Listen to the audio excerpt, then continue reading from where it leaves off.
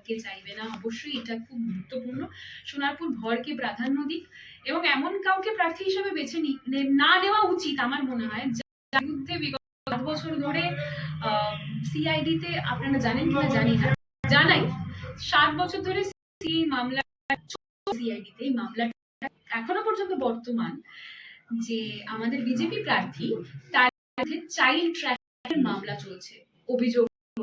তাই এমন কাউ বেছে নেবেন না যার বিরুদ্ধে আপনার সন্তানের ভবিষ্যৎ অন্ধকার করার মতো গুরুতর অভিযোগ থাকে। এটা কিন্তু এমনি ছোট অভিযোগ নয়, কিন্তু এটা একটা মারাত্মক, আমাদের হিউম্যানের জন্য, হিউম্যানের জন্য মারাত্মক অভিযোগ।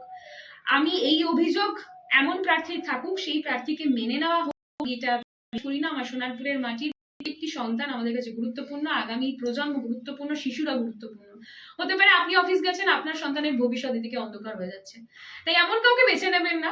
এতদিন আমি বলেছি যে এমন কাউকে বেছে নেবেন না যে 5 বছর কোনো কাজ করেনি। 100 বার এমন কাউকে বেছে নেবেন না যে 5 বছর আপনার বাড়ির সামনে দিয়ে এই একবার ওই খারাপ রাস্তায় হেঁটেও দেখেনি, যে রাস্তাটা তিনি কত খারাপ করে রেখে গেছেন।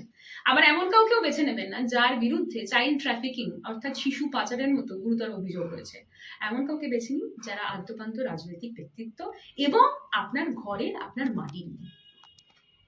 ঠিক।